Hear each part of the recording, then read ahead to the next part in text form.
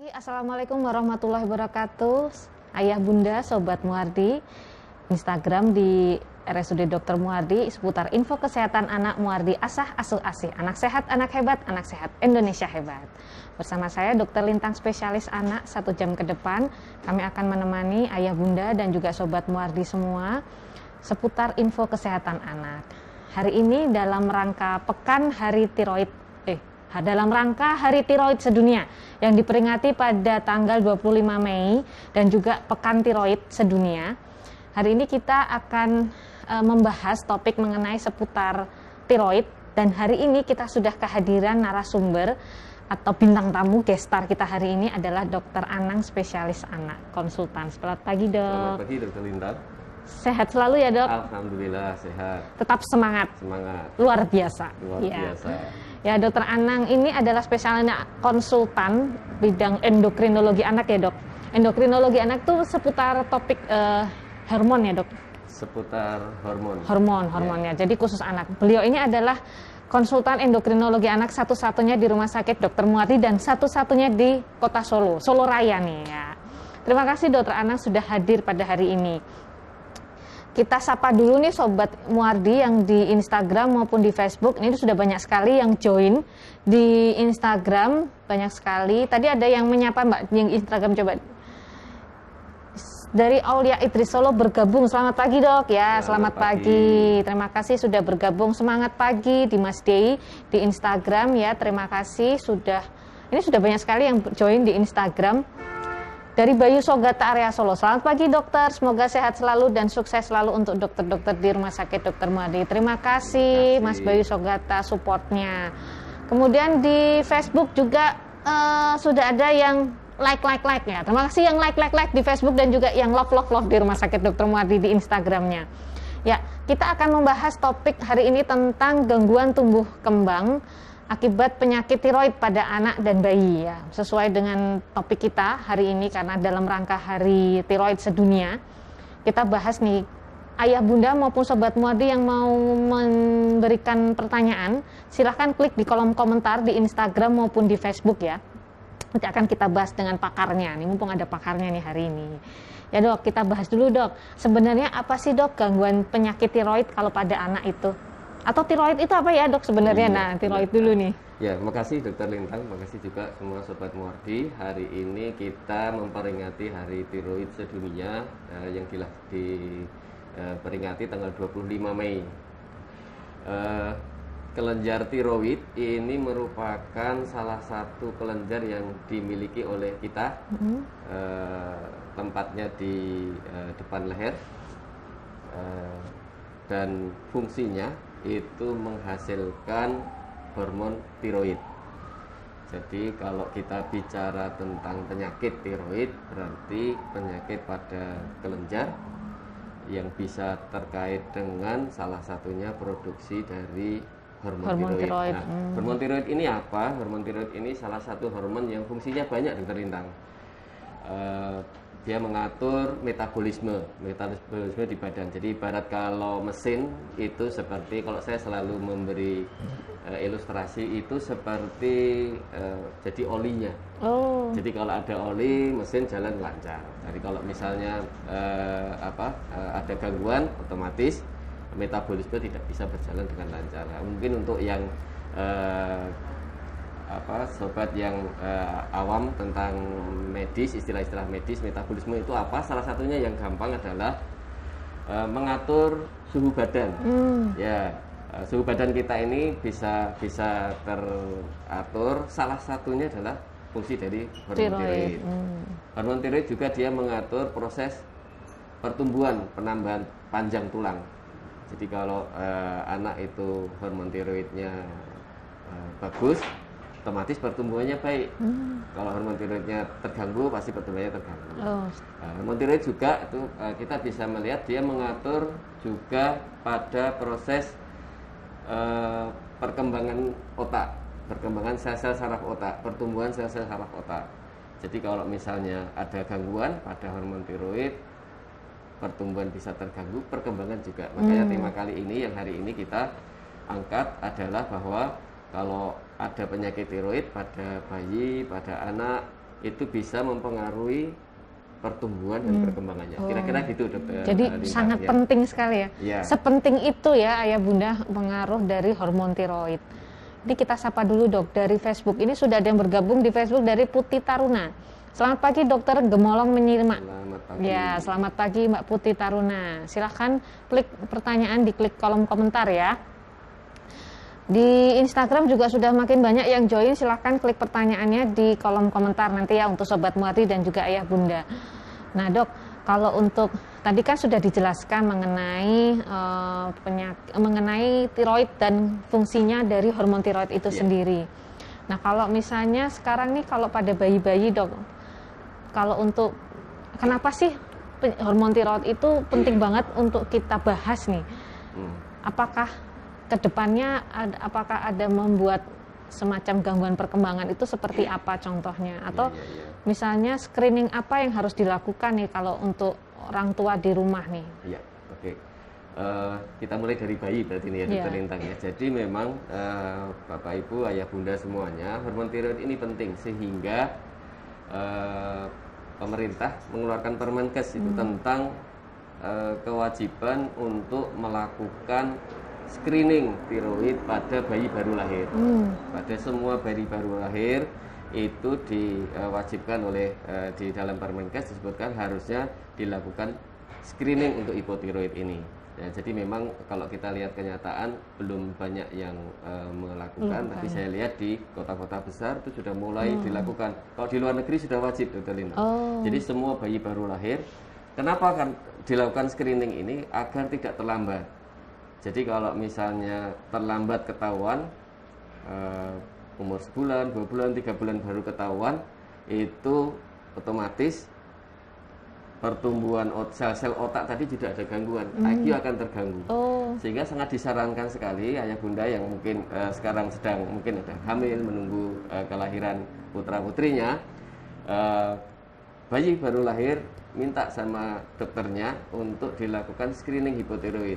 Mulai umur di atas 48 jam. Jadi setelah 2 hari ya Dok? Setelah 2 hari minta dilakukan screening agar tidak telat.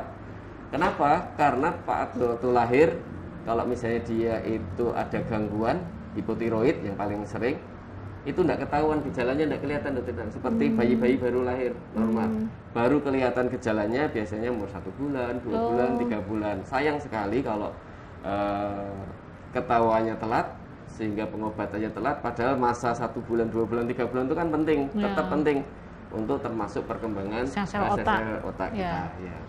Nah itu kalau pada bayi jadi yang penyakitnya adalah hipotiroid kongenital ya Dok? Ya. Nah sebenarnya kalau hipotiroid kongenital itu tanda dan gejalanya apa aja Dok? Jadi kalau bayi lahir dengan hipotiroid yang disebut sebagai oleh Dokter Lintang hipotiroid kongenital, kalau bayi baru lahir itu rata-rata tidak ada gejala yang nampak. Baru kelihatan kira-kira mungkin umur 1 bulan. Biasanya gejala-gejalanya yang kelihatan kalau udah 1 bulan lebih ya Dokter Lintang ya, itu buang air besarnya susah, anaknya cenderung tidak aktif. Jadi letoy gitu ya Dok ya? Letoy gitu. Kalau nanti dipegang kulitnya ini kering. Kering karena tadi saya sampaikan termasuk metabolisme tadi. Jadi harusnya bisa keluar keringat ya, jadi tidak keluar keringat. Anak tidak aktif. Bahkan ada yang ekstrim itu sampai lidahnya membesar, lidahnya keluar, membesar. Ya. Terus mata atau badan relatif agak bengkak. Nah itu yang terjadi kalau sudah di atas umur 1 bulan, 2 bulan baru kelihatan. Nah, oleh sebab itu kalau misalnya kita pengen tahu sebelum masa itu, sebelum keluar gejalanya, disarankan lakukan screening. Screeningnya cukup mudah sebenarnya, diambil darah dari tumit. Tumit, ini tumit yang misalnya perlu diambil darah sedikit, contoh darah nanti diteteskan di ada kertas saring begitu, kemudian dikirim ke laboratorium. Di laboratorium nanti diperiksa. Kalau hasilnya normal, itu insya Allah bukan. Kalau tidak normal, pasti nanti dokter akan menganjurkan untuk pemeriksaan lebih lanjut untuk memastikan apakah ada kelainan pada kelenjar tiroid atau tidak pada bayi yang yang kita periksa. Ya, menarik sekali Dok. Itu tadi mengenai tanda dan gejala pada bayi ya Dok ya. Ini Ada pertanyaan dok di Instagram dari Kayla Rate. Dok, apakah konsumsi obat-obat tertentu bisa memicu penyakit tiroid pada anak? Biasanya obat apa aja itu dok? Nah, sebelum bahas yang ini dok, pertanyaan ini kita sambung dulu dok. Tadi kan yang dibahas mengenai pada bayi ya dok ya? Iya. Kelainan tiroid pada bayi, termasuk hipotiroid kongenital kalau pada bayi paling sering. Nah, kalau pada anak-anak, penyakit tiroid pada anak-anak itu apa aja dok? Oh iya, makasih. Jadi tadi kita sudah membahas hipotiroid ya. Jadi sebenarnya penyakit tiroid, kelenjar tiroid yang ada di depan leher kita ini, kalau gangguan dari aspek hormon itu cuma dua, kelebihan atau kekurangan. Oh gitu. Kalau kekurangan kita sebut sebagai hipotiroid. Kalau kelebihan itu kita sebut sebagai hipertiroid. Nah, kejadian pada anak itu pada bayi yang paling sering adalah hipotiroid. Nanti kalau usia remaja itu baru ada dua-duanya kemungkinannya, bisa hipo, bisa hiper. Secara kalau pemeriksaan, kalau pada anak tidak mesti ada benjolan. Nanti bab benjolan setelah acara kita setelah ini, acara ini ya, jangan beranjak nih ya, ayah bunda sobat Muardi nih. Pada kelenjar tiroid itu nanti akan dibahas oleh di sesi yang berikutnya. Nah, kalau pada anak itu yang paling sering gangguannya adalah gangguan hormonal. Kadang-kadang tidak teraba ada benjolan, kecuali yang remaja kadang-kadang ada muncul benjolan. Yang paling sering kita temukan atau yang sering datang ke tempat kita itu gangguan pertumbuhan veteriner. Orang tua melihat anaknya gemuk tapi kok tinggi badannya tidak tambah-tambah. Jadi pendek ya dok, cenderung pendek. Pendek, gemuk kok ini tapi kok tidak padahal sudah dikasih makan bagus tapi kok pertumbuhannya tidak bagus. Itu biasanya kita lakukan screening, salah satunya tiroid ini. Atau anak yang gangguan perkembangan, anak yang lain umur 1 tahun ya sudah bisa jalan, sudah bisa merambat. Ini umur 1 tahun kok dia baru bisa gulang-guling, kok seperti anak baru 3 bulan atau 4 bulan. Ada gangguan perkembangan ya. Jangan ini karena kelainan dari hormon tiroid. Yang paling sering yang hipotiroid tadi. Ya. Nah, masuk pertanyaan tadi belum mbak? Yang tadi mbak? Ya. Nah, apakah konsumsi obat-obat tertentu bisa memicu penyakit tiroid pada anak? Biasanya obat apa aja itu dok? Ya, relatif jarang obat-obatan yang mempengaruhi ke penyakit tiroid pada anak. Jadi insya Allah aman saja biasanya. Cuman nanti kalau misalnya ada obat-obatan yang diberikan dalam jangka yang panjang, tanyakan ke dokternya. Nanti dilihat karena tidak semuanya obat itu mempengaruhi memicu penyakit tiroid ya. Penyakit tiroid pada anak itu paling sering bukan karena konsumsi obat-obatan. Kalau yang pada anak ya, bukan pada bayi. Pada anak itu yang paling sering adalah disebabkan karena proses autoimun. Jadi badan membentuk zat antibodi sendiri yang justru menyerang ke kelenjar tiroid. Yang paling banyak itu. Jadi bukan dari konsumsi obat-obatan. Kalau dulu kita mengenal kekurangan yodium ya, Dr. Lintang ya. Sekarang relatif di masyarakat kita, di perkotaan, di desaan, garam beriodium sudah beredar di mana-mana. Saya relatif jarang kejadian karena defisiensi atau kekurangan yodium. Nah, ada beberapa obat memang nanti yang mempengaruhi di yodium itu, cuman tidak terlalu banyak. Jadi tidak usah khawatir ayah bunda kalau misalnya ada obat-obatan tertentu. Kalau hanya pemberiannya jangka pendek, insya Allah biasanya tidak mengganggu. Kalau jangka panjang, tanyakan ke dokternya, kira-kira mengganggu atau tidak, gitu. Sebenarnya kalau untuk penyakit tiroid pada anak itu berapa persen sih dok prevalensinya? Tidak terlalu banyak kalau untuk anak ya, Dr. Lintang ya. Kalau yang bayi itu cukup banyak sebenarnya. Makanya di seluruh dunia itu dianjurkan untuk screening pada semua bayi baru lahir karena kejadiannya 1 dalam 2.000 kelahiran, 2.000-3.000 kelahiran ada 1, sehingga di luar negeri itu hampir di semua negara maju itu sudah melakukan pemeriksaan ini karena cukup sederhana, murah, tapi bisa memberikan dampak jangka panjang yang manfaatnya besar, murah, bisa dilakukan, bisa ditangani lebih awal, bisa menyelamatkan generasi. Dari aspek pertumbuhan dan juga perkembangan kecerdasannya dia bisa diselamatkan ya. Ya, terima kasih, semoga terjawab ya Mbak Kayla Rate di Instagram. Ini ada pertanyaan lagi di Instagram dari Lukman Hermansyah. Apa gejala awal yang Ya, beberapa sudah saya sampaikan tadi. Yang jelas itu kalau misalnya kita mau mewaspadai, rajin-rajin lihat juga kadang-kadang ada benjolan ya, seperti orang dewasa kadang-kadang kita temukan ada benjolan. Begitu ada benjolan, waspadai.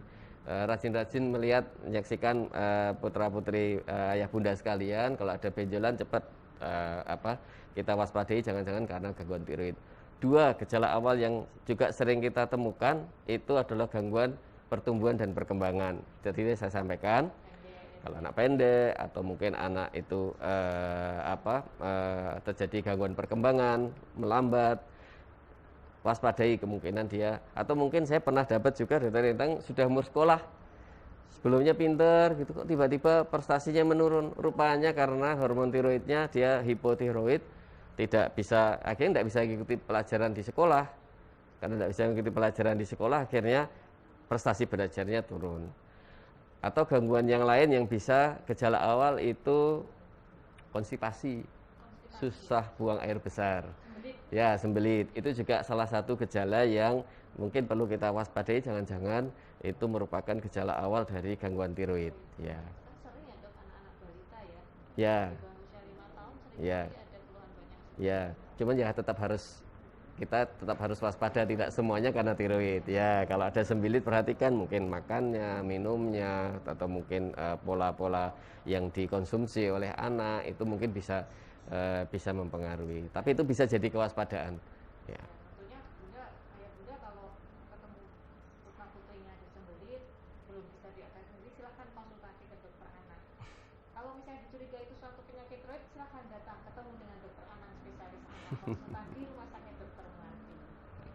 Ya, ini ada yang menyapa dulu nih di Facebook dari Asraf Zulkaisi Alfian, Rawat itu Tuba, Lampung, dari Lampung. Jauh juga ini Dokter Lintang ya, sampai ya, dari Lampung ya. Kita dari Sabang sampai Merauke dok.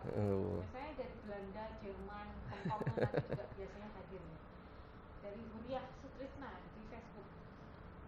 Ini sebenarnya tidak terlalu berhubungan nih dengan topik kita hari ini, tapi nggak apa-apa. Huriah Sutrisna, Assalamualaikum Pak Dokter, Bu Dokter mau tanya, kalau anak panas lebih dari seminggu tapi lab hasilnya bagus, kenapa ya dok? Nah ini sepertinya harus ke dokter ini. Nanti biar dilihat apakah demamnya ini karena faktor infeksi atau yang bukan infeksi ya Dokter Lintang ya. Jadi kita harus lihat apa, tidak mesti lab bagus tidak ada apa-apa, karena kan lab kan pasti ada gradasi yang diperiksa, ada yang diperiksa lengkap, ada yang standar. Mohon kalau ada panas lebih dari 1 minggu, berobat periksa ke tenaga kesehatan yang terdekat agar bisa dilacak kemungkinan penyakit-penyakit yang mungkin yang bisa menghinggapi. Tidak mesti infeksi, mungkin kelainan karena faktor imunologi juga bisa ya, karena faktor kekebalan dan yang lain-lain ya. Ya, semoga terjawab ya dari Mbak Huriah Sutrisna. Di Instagram banyak sekali dok ini yang bergabung nih, yang sudah join. Tanda cinta.os. Dok, bagaimana cara mengetahui apakah anak mengalami penyakit tiroid? Apa saja gejalanya ya? Silakan dok. Ya, tadi sudah saya sampaikan beberapa gejalanya. Tadi kan gejala yang banyak saya sampaikan yang hipotiroid ya, Dokter Lintang ya, seperti kulit kering, susah buang air besar, pertumbuhan terganggu, perkembangan terganggu. Sebaliknya ada anak-anak itu yang dia hipertiroid, kelenjar tiroidnya diproduksi terlalu banyak. Efeknya apa? Olinya kebanyakan di badan. Karena kebanyakan akhirnya metabolismenya terlalu cepat. Karena terlalu cepat akhirnya jantung berdebarnya makin cepat, dedekannya cepat. Itu jadi kadang-kadang orang tua bisa meraba itu, kok ini tidak normal, denyut jantungnya terlalu cepat. Kemudian keringat terus, bentar-bentar keringat. Jadi mohon perhatikan juga. Kadang biasanya orang tua hanya memperhatikan kalau keringat di di tangan gitu, dingin. Nah ini bisa keringat keluar banyak. Atau anak kalau pada anak yang hipertiroid itu berat badannya jadi turun ya.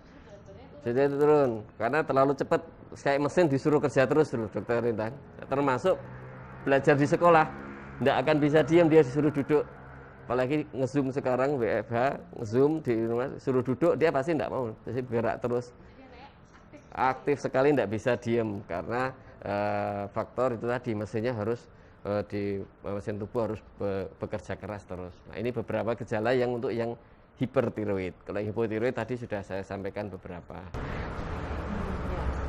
Ya, semoga terjawab dari Mbak Tanda Cinta dan Oskia pertanyaannya. Nah, ini ada lagi dok, Tara Tasya, banyak dok pertanyaannya.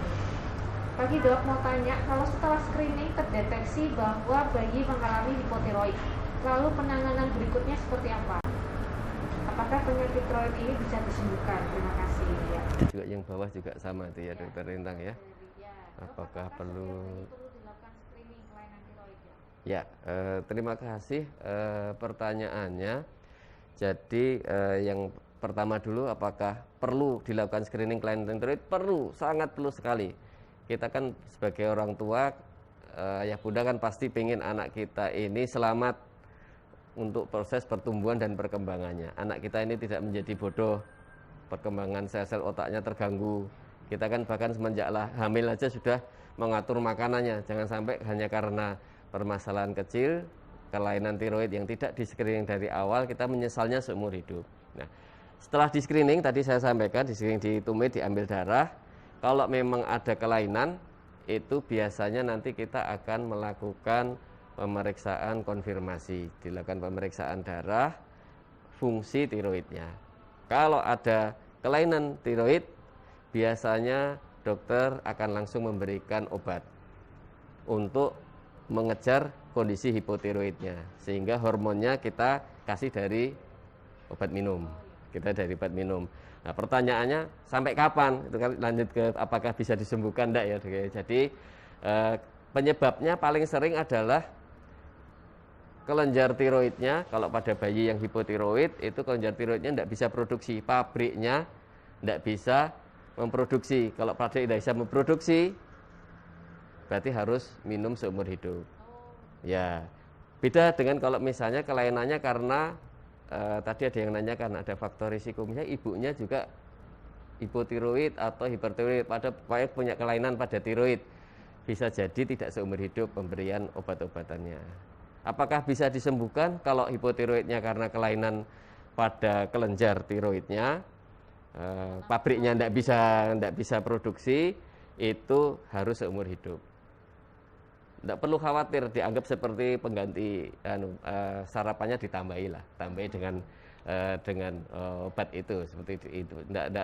Dan obatnya murah Dokter Lintang. Jadi kalau perkiraan kalau beli di luar itu, kalau misalnya kalau pakai BPJS kan tidak membayar ya.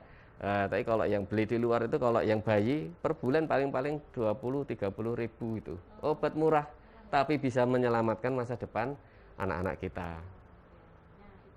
Terjawab ya pertanyaannya tadi di Instagram. Jadi penting sekali ya dia screening hipotiroid. Nah dok, kalau misalnya mungkin ayah bunda sobat Modi banyak tanya dok, tadi kan dilakukannya di tumit tuh. Ya. Itu harus kemana sih dok ayah bunda itu? Ya, di pusat-pusat screening untuk hipotiroid memang belum terlalu banyak.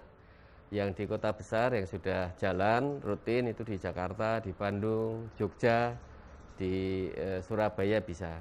Kalau di rumah sakit kita, di rumah sakit Dr. Muardi, Dr. Lintang memang belum dijalankan total, tapi semua bayi yang dirawat di sini, yang ada di sini sedang kita programkan untuk dilakukan pemeriksaan itu. Jadi insya Allah bisa ketahuan kalau memang ada hipotiroid atau tidak.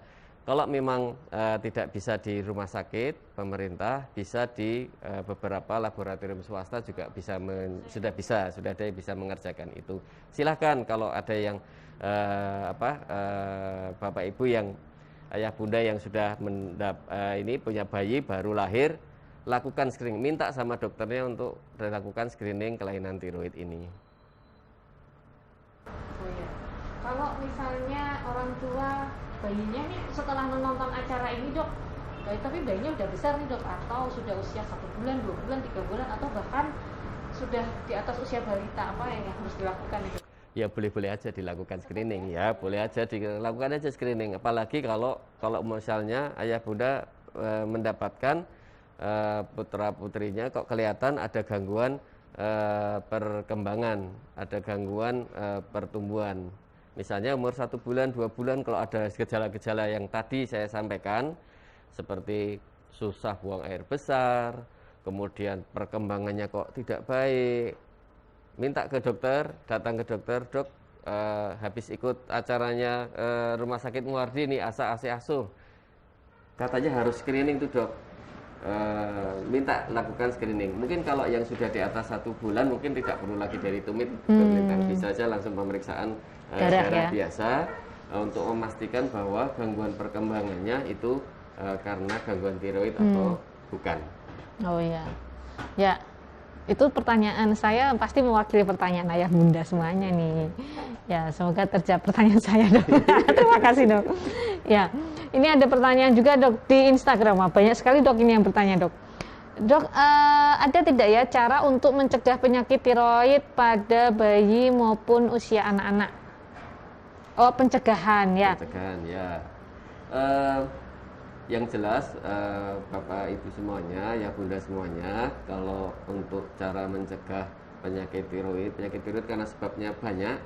Salah satunya tadi kelainan karena pada kelenjarnya, pabriknya tadi saya bilang, atau mungkin bawaan dari semenjak di dalam kehamilan. Saya tidak tahu ada sesi untuk yang dokter obgyn, tidak ada ya kayaknya ya, belum ada ya, nanti di lain waktu mungkin kita semenjak dari usia kehamilan kalau bisa sudah mulai diwaspadai, minta sama dokternya untuk mewaspadai kelainan pada tiroid pada ibunya atau tidak. Itu yang pertama, karena apa yang terjadi pada ibu pasti akan berpengaruh ke bayinya. Ke bayinya ya dok ya. Pencegahan yang kedua, begitu lahir lakukan screening. Begitu screening tidak ada kelainan, alhamdulillah normal insya Allah. Kemudian kalau ada kelainan segera berikan obat. Laksana ya. Segera periksa ya. Segera periksa, lakukan biasanya nanti dari lab juga ngasih tahu dokter Lintang. Kalau dari screening itu ada kelainan, dia akan ngasih warning, segera ke tenaga kesehatan untuk segera mendapatkan obat-obatan. Nah, itu pencegahan yang kedua. Pencegahan yang ketiga, pada usia dari bayi sama anak-anak, pasti orang tua pasti memperhatikan pertumbuhan perkembangan anaknya.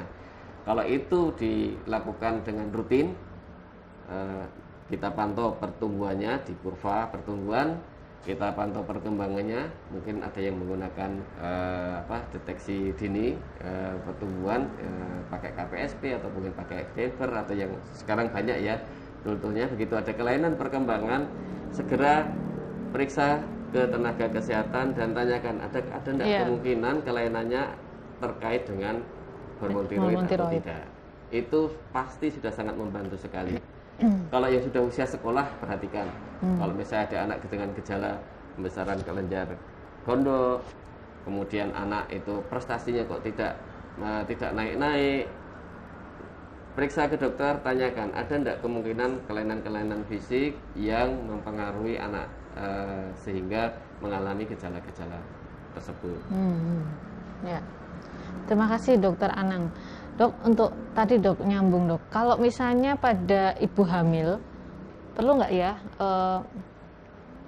screening untuk ke arah tiroid, ataukah ibu-ibu hamil yang misalnya dengan kekurangan nutrisi atau kekurangan hormon tiroid, artinya nutrisinya kurang mengandung yodium misalnya, itu bisa menyebabkan hipotiroid kongenital kalau pada bayi yang baru lahir dok? Jadi apakah ibu hamil itu perlu dilakukan screening atau tidak? Itu yang penting menurut saya Dr. Lintang, kondisi sebelum hamil. Oh gitu. Ya, kondisi sebelum hamil itu harus pasti bahwa ketika memasuki proses kehamilan itu sudah siap, sehat secara fisik dan psikis untuk menghadapi proses kehamilannya. Saya pikir kan ini banyak ya sudah yang dilakukan ya oleh para ibu ya, supaya tidak anemia, kemudian selalu sehat, kemudian secara psikis juga siap menghadapi proses kehamilan. Itu kalau disiapkan dengan baik, insya Allah selama kehamilan tidak akan ada gangguan. Tidak ada gangguan ya dok ya. Wah, tipsnya bagus sekali dok. Ini untuk mamah-mamah muda, calon ibu-ibu hamil nanti ya, harus dipersiapkan betul-betul ya dok ya. Ini ada pertanyaan di Instagram dari Navinza 29. Assalamualaikum. Waalaikumsalam. Dok, saya mau tanya apakah autoimun bisa menyebabkan gangguan tiroid? Nah, ini pasti penggemarnya acara autoimunnya yang ini nih, Muardi ini ya. Secangkir kopi hangat. Secangkir kopi hangat ini. Ya. Untuk anak-anak yang menderita hipotiroid yang bukan kongenital, hipotiroid yang istilah kita hipotiroid didapat, berarti hipotiroid yang dapatnya pada usia anak atau usia remaja, atau hipertiroid, jadi tadi fungsinya yang berlebihan tadi, itu penyebabnya paling sering adalah karena proses autoimun. Ya, proses autoimun ini biasanya tidak bisa kita prediksi, tidak bisa kita cegah, tapi bisa kita waspadai. Misalnya kakak yang pertama punya hipertiroid karena autoimun, kita hati-hati, adiknya juga bisa kena mungkin, atau mungkin kakaknya hipotiroid yang didapat bukan kongenital, bisa jadi nanti adiknya juga punya risiko yang sama. Ya, jadi masih sangat mungkin ya dok ya penyebabnya kalau yang didapat masih paling sering karena autoimun ya. Ini dari Facebook, di Facebook kayaknya tadi ada yang menyapa Mbak di atas di Facebook. Dari Eka Rahma, Bu Eka Rahma ini penggemarnya Rumah Sakit Dr. Muardi dok. Semua live streaming Muardi wae, secangkir kopi hangat, Muardi asus asih pasti selalu hadir. Penggemar terbaik loh. Itu ada mentionnya loh, penggemar terbaik ya. Assalamualaikum, waalaikumsalam, pagi Pak Dokter Anang dan Bu Dokter Lintang, sehat terus ya, amin. Terima kasih supportnya dan doanya dari Bu Eka Rahma. Ya, kemudian ini masih ada pertanyaan lagi dok di Instagram dari Ribestarianti. Dok, anak saya 9 tahun, sudah 2,5 tahun minum obat epilepsi, tapi aktif banget. Apa bisa screening tiroid dok? Ya. Oh, ya. Terima kasih, ini pertanyaannya bagus ini. Meleset nih kita tadi pembicaraan ini. Jadi memang ada beberapa penyakit, obat-obat tertentu tuh yang bisa mengganggu fungsi tiroid. Ini salah satunya epilepsi. Jadi memang tidak saya jelaskan secara detail karena kan tidak semua orang tua punya anak epilepsi. Ya, jadi kalau yang mengkonsumsi obat epilepsi dalam jangka panjang, minta ke dokternya sekali waktu dilakukan screening tiroidnya. Kalau ada gangguan itu segera diobati. Tapi kalau tidak ada gangguan ya aman, insya Allah tidak ada masalah ya. Jadi artinya tidak semua anak-anak dengan yang mengkonsumsi obat anti epilepsi tidak semuanya muncul keluhan gangguan tiroid ya dok. Tapi kalau minta screening saja untuk fungsi tiroidnya. Paling sering apa dok? Hipertiroid atau hipotiroid? Hipotiroid. Nah, kalau anaknya terlalu aktif itu juga masih sangat mungkin ya. Kalau anak aktif ya perhatiin dulu nih Bu nih, kan kita juga pengen anak kita kan aktif nih. Kalau anaknya tidak aktif kita ya tidak mau. Ya perhatikan kalau aktifnya masih dalam batas yang wajar, normal. Justru kita harus bahagia sebagai orang tua. Anak kita masih aktif, lari ke sana ke sini masih aktif, kemudian mau main, itu kita bersyukur. Apalagi dengan epilepsi kan berarti kan pernah kejang. Nah itu berarti kita harus cukup ini, karena obat epilepsi kan ngantuk. Bikin ngantuk, ngantuk. Biasanya kan tidak aktif, kok dia masih mau aktif berarti bagus ini malah. Alhamdulillah masih bisa aktif. Kalau kecuali kalau aktifnya kebangetan. Ini tapi tidak kebangetan ya, aktif banget cuma gitu, bukan kebangetan. Aktif banget, aktif. Kalau tidak kebangetan, tolong perhatikan saja apakah keaktifannya ini termasuk yang hiperaktif atau tidak. Kalau bukan yang hiperaktif, aman ya. Ya, jadi kalau ragu-ragu galau nih Ibu Ribestarianti, silahkan periksakan, tanyakan, konsultasikan ke dokter spesialis anak yang merawat. Atau kalau ragu-ragu mau ketemu dokter Anang spesialis anak konsultan, silahkan datang ke Rumah Sakit Dr. Muardi. Boleh ya dok? Iya. Ya, ini ada lagi dari Eria Agustini di Instagram. Halo dok. Ya, halo juga. Dari Aulia Idris. Dok, prevalensi hipotiroid dominan terjadi pada siapa saja Om? Atau bisa mungkin ya dok ya, hipotiroid dominan terjadi pada siapa saja, maksudnya prevalensinya kalau pada bayi paling banyak tadi ya dok ya? Kalau pada bayi paling sering hipotiroid genital. Atau kalau anak ya bisa hipotiroid, bisa hipertiroid. Laki-laki perempuan dok?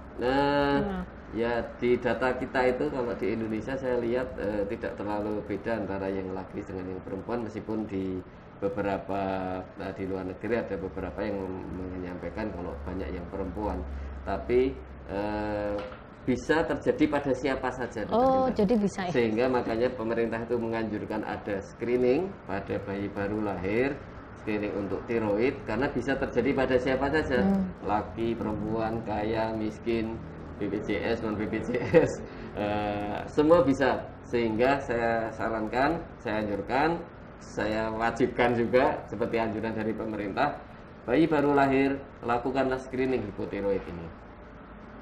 Iya. Semoga terjawab ya pertanyaan dari Mbak Aulia Idris ya. Ada pertanyaan lagi dari Eka Rahma. Mau tanya, apakah anak yang kembar ada kemungkinan keduanya tiroid? Salma diagnosis awal hipotiroid. Apakah Salwa perlu dicek juga tiroid? Karena Salwa dari bayi sering semberit. Oh, ini pasien kembarnya saya sama dokter Linda.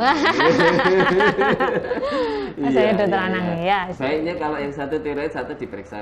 Ya, baik diperiksa, tidak ada masalah. Apalagi kalau gangguan tiroidnya karena autoimun ya. Setahu saya ini kan karena proses-proses autoimun, lakukan pemeriksaan. Apalagi sudah ada keluhan-keluhan yang sering sembelit, itu bagus dilakukan screening. Cukup murah, bisa dilakukan dengan di Vaskes,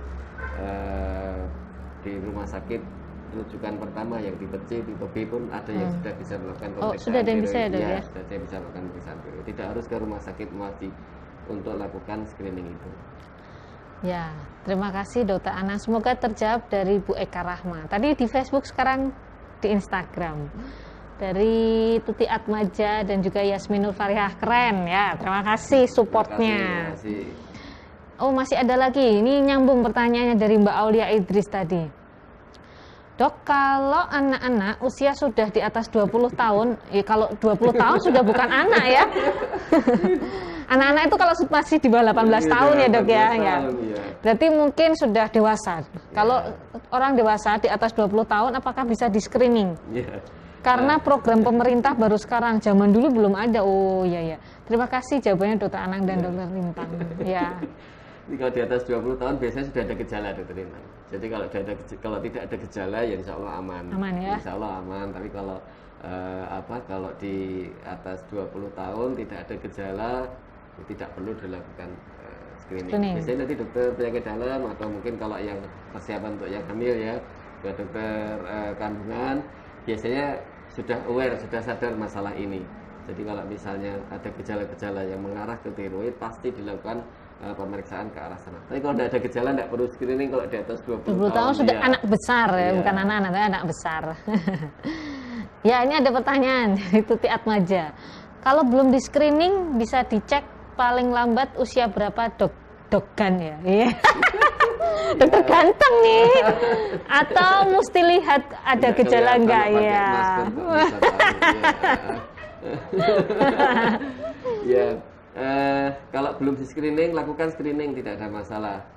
Misalnya umur 1 bulan, aduh 1 bulan ini kemarin tidak sempat, screening saja. Apalagi, tapi biasanya kalau sudah di atas 1 bulan sudah kelihatan gejalanya. Sudah ada gejalanya. Kalau sudah ada gejala-gejala ya langsung saja lakukan pemeriksaan, screening. Kalau tidak ada gejala, misalnya umur 1 tahun kok baik-baik saja, mungkin tidak ada gejala. Tidak ada gejala, mungkin tidak wajib ya dok ya. Iya. Ya. Ya, semoga terjawab pertanyaannya. Ini dari Steve Wawan. Dok, untuk pemeriksaan tiroid pada bayi apakah bisa ditanggung BPJS ya? Nah, ini isu bagus sekali ini pertanyaannya. Jadi sampai saat ini skema untuk yang bayi baru lahir untuk screening memang ya dok? Untuk screening belum bisa masuk. Sebenarnya bukan masalah ditanggung BPJS ya. Sebenarnya masalah di rumah sakit Pagu yang untuk bayi baru lahir itu memang tidak masuk untuk skema untuk screening tiroid. Jadi silakan Bapak Ibu kalau misalnya memang di rumah sakitnya belum masuk ditanggung BPJS, minta mandiri, pemeriksaan mandiri untuk lakukan pemeriksaan tiroid ini. Cukup murah, setahu saya tidak sampai 100.000 kalau untuk yang screening yang tadi dari tumit.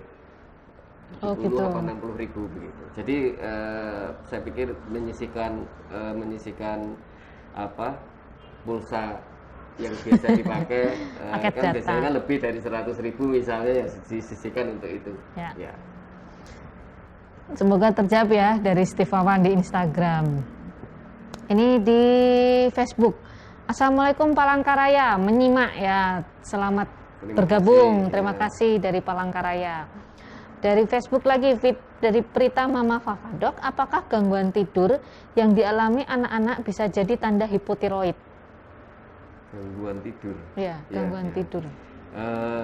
Tetap kalau ada anak tidak bisa tidur, perhatikan dulu ininya. Perhatikan dulu faktor-faktor yang lain juga, Dokter Linda. Gangguan tidur itu kan macam-macam ya. Anak-anak sekarang karena tidak bisa tidur karena main TikTokan sama ikinan sampai malam, ya pasti tidak bisa tidur di situ ya, YouTube sampai malam. Terus perhatikan juga ada enggak faktor-faktor yang lain yang mempengaruhi anak ke gangguan tidur. Misalnya remaja, mungkin ada masalah, itu juga bisa tidak bisa tidur. Atau mungkin sedang ada masalah dengan orang tua, dengan teman sekolah atau dengan guru, itu juga bisa gangguan tidur. Jadi harus dilihat, bukan menjadi gejala tunggal. Kalau ada gangguan tidur mesti hipotiroid gitu. Bukan, ya. Kalau anak hipotiroid malah cenderung tidur terus. Oh gitu. Iya, kalau anak hipotiroid cenderung ngantukan tidur. Gitu, kalau hipertiroid yang dia tidak bisa tidur. Oh. Kalau hipotiroid ya cenderung letoy tadi, malas apa begitu ya. Ya, semoga terjawab ya Mbak Prita Mama Fafa. Jadi belum tentu gangguan tidur merupakan anak hipotiroid. Tapi salah satu tanda hipotiroid termasuknya adalah ngantukan ya dok? Ya. Salsabila terlambat lagi, nggak apa-apa terlambat, dimaafkan, belum bel kok ini, nggak ada bel masuk. Ya, nggak ada absen juga ya. Dari Instagram, dari Khairiani. Dokter, apakah program pemeriksaan screening tiroid saat ini sudah dapat dilakukan di tingkat puskesmas? Terima kasih dokter ya. Terima kasih pertanyaannya, ini bagus untuk meningkatkan kewaspadaan ya tentang pemahaman tentang screening. Memang belum bisa dilakukan di tingkat puskesmas. Ya, kita doakan saja program ini dari pemerintah nanti semakin lama bisa menjangkau ke seluruh warga negara Indonesia sehingga semua ibu yang habis melahirkan anak-anaknya bisa di screening. Ya. Sampai saat ini belum ada ya dok, bisa, ya di tingkat puskesmas. Ya, semoga terjawab ya dari Mbak Khairani. Ini ada lagi dari Umi Khalifah. Dokter, kalau sembelit pada anak atau orang dewasa apakah ada gangguan hubungannya dengan tiroid? Ya, tadi sudah ya Dokter Lintang ya. Kita sudah bahas tadi. Sembelit salah satu gejala dari hipotiroid baik anak maupun dewasa. Jadi perhatikan, waspadai kemungkinan kelainan tiroid kalau terjadi sembelit pada anak-anak kita. Meskipun sekali lagi tadi saya sampaikan, sembelit bukan hanya gejala punyanya tiroid. Jadi nanti jangan sampai kita ya kepo banget semuanya tiroid begitu. Jangan nanti setelah menonton acara ini semua minta semua anak yang sembelit ya. Perhatikan ada enggak perubahan pola makan, ada enggak gejala-gejala sebab yang lain anak jadi sembelit, itu tetap dilakukan. Makanya saya sarankan tetap periksa ke tenaga kesehatan agar kita tidak salah pengen periksa ini, periksa itu yang sebenarnya mungkin tidak perlu ya. Jadi sebenarnya yang penting adalah ayah bunda dan juga sobat muadi kalau punya putra putri jangan tebas semua ya dok ya. Karena baca di internet atau baca klik Google dengan kondisi keluhan A, B, C, jadi tentunya konsultasikan dengan dokter spesialis anak. Nanti dokter spesialis anak yang akan mengarahkan pemeriksaan penunjang apa yang diperlukan. Ya, dok, sebelum masuk pertanyaan lagi dok, saya punya pertanyaan. Kalau pada ibu-ibu dengan kondisi hamil, mungkin pada saat kehamilannya dengan kondisi hipotiroid atau hipertiroid, tentunya kan akan berpengaruh pada kondisi bayinya nanti ya dok ya. Nah, pada bayi itu apa yang diwaspadai dok kalau pada ibu yang hamil dengan kondisi hipertiroid misalnya? Terima kasih, ini pertanyaan menarik. Jadi yang pertama, kalau ibu hamil dengan hipotiroid atau hipertiroid, biasanya nanti dokter kandungan sudah memilihkan obat yang paling aman untuk ibu dan bayi, janinnya. Biasanya kalau lahir itu kita lakukan screening. Kita lakukan screening, kalau ibunya hipo atau hiper, pasti bayinya kita akan lakukan screening. Orang bayi sehat saja kita screening apalagi yang dengan ibu ya dengan hipo atau hipertiroid. Kita akan screening. Bisa terjadi hipotiroid, bisa jadi hipertiroid pada bayinya. Tapi biasanya kalau bukan hipotiroid kongenital yang gangguan pabrik tadi, itu kalau karena kondisi ibunya, itu nanti gangguannya itu kita sebut sebagai transien sementara. Jadi nanti setelah umur 3 bulan itu biasanya udah baik lagi sendiri. Jadi mungkin perlu diulang ya dok ya? Nah, nanti biasanya dokter akan melakukan pemeriksaan dan pemantauan ada gejala atau tidak, di pemeriksaan screening pertama normal atau tidak. Kalau ada tidak normal pasti akan memberikan obat-obatan, kalau tidak pasti hanya pemantauan. Makanya pemantauan tumbuh kembang itu penting. Pemantauan tumbuh kembang anak-anak kita itu penting dari semenjak lahir terus sampai anak-anak kita ini remaja, tetap harus dipantau tumbuh kembangnya. Jangan sampai telat karena kita tidak memperhatikan itu. Sekedar informasi nih untuk ayah bunda yang punya putra-putri di rumah, bisa download aplikasi IDAI ya dok ya? Iya, di Primaku. Ya, Primaku. Aplikasi Primaku dari Ikatan Dokter Anak Indonesia. Itu ada aplikasi untuk kita memantau pertumbuhan dan perkembangan. Ya, itu lengkap sekali bunda. Jadi ayah bunda bisa download aplikasi Primaku.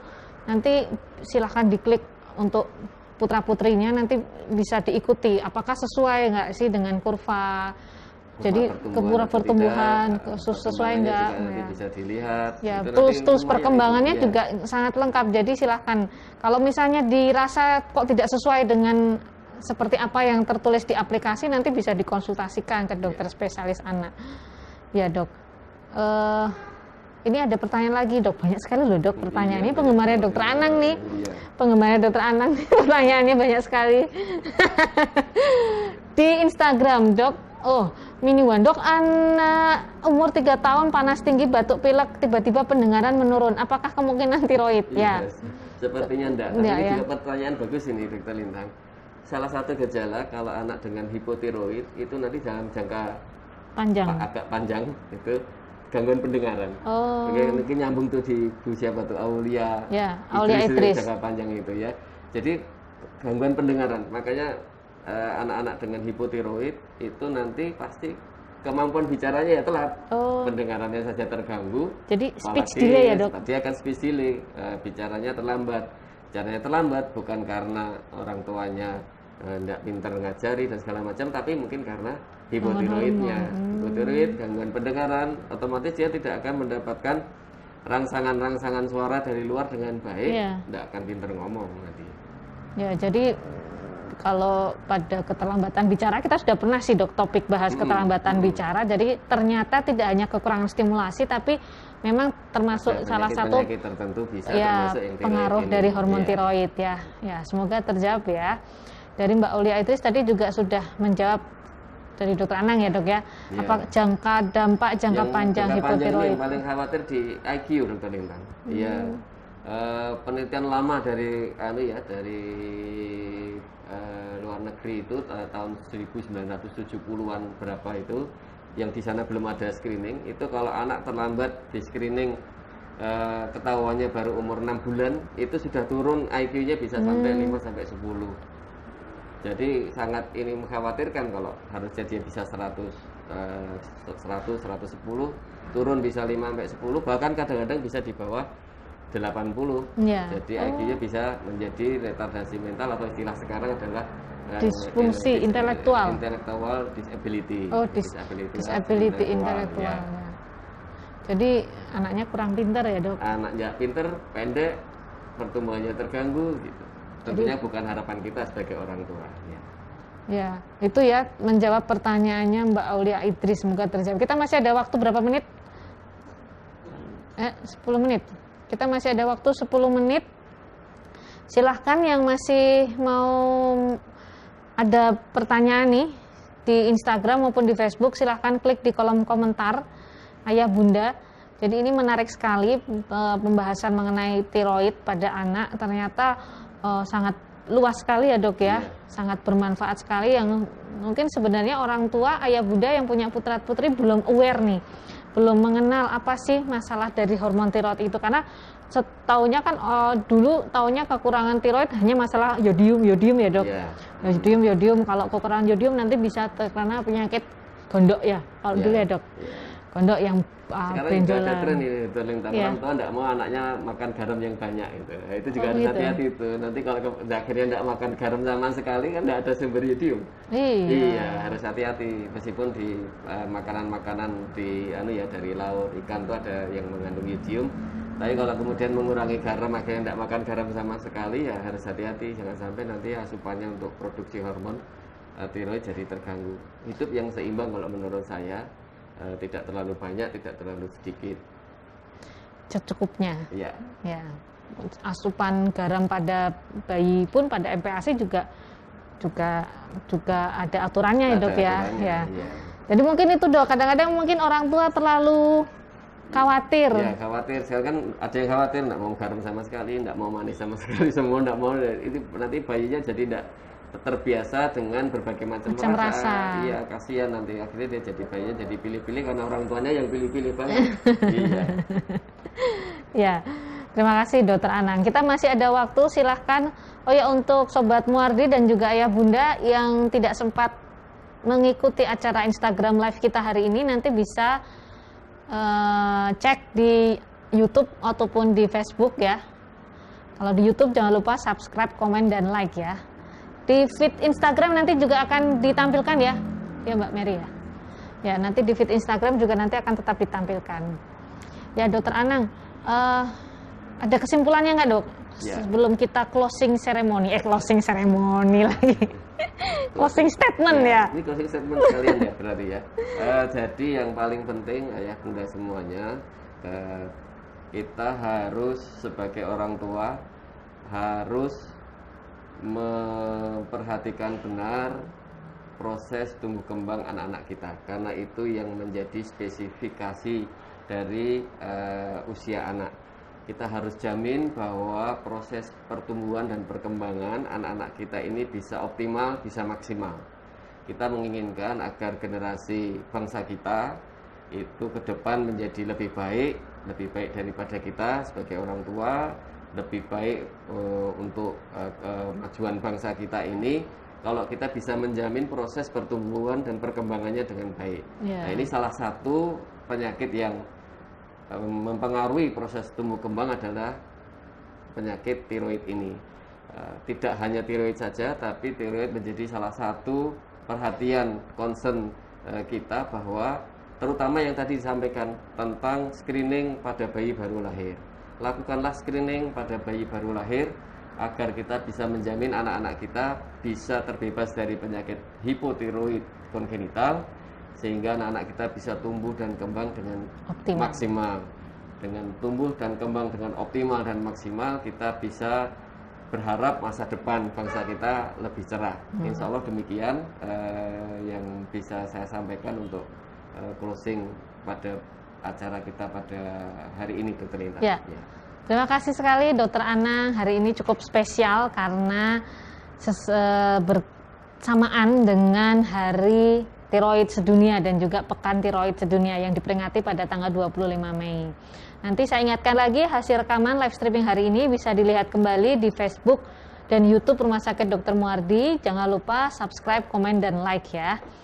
Ya, terima kasih Dokter Anang, spesialis anak konsultan, atas waktu ya. Sudah partisipasi aktif Ya. dalam kegiatan kita. Terima kasih juga Ayah Bunda Sobat Muardi yang sudah bergabung di Instagram maupun di Facebook. Terima kasih yang sudah memberikan pertanyaan-pertanyaan dan juga komentar, semoga terjawab ya. Sepertinya sudah kita jawab semua ya, Dok ya, yang di Instagram maupun di Facebook ya. Nanti kalau misalnya ada yang masih mau ditanyakan atau galau, silahkan ketemu dengan Dokter Anang, spesialis anak konsultan di Rumah Sakit Dr. Muardi. Di Poli VIP, Cendana, ataupun di Poli reguler ya, Dok ya. Ya, terima kasih. Sampai jumpa, ketemu lagi dengan acara Muardi Asah Asuh Asih, anak sehat, anak hebat di pertemuan selanjutnya. Sampai jumpa.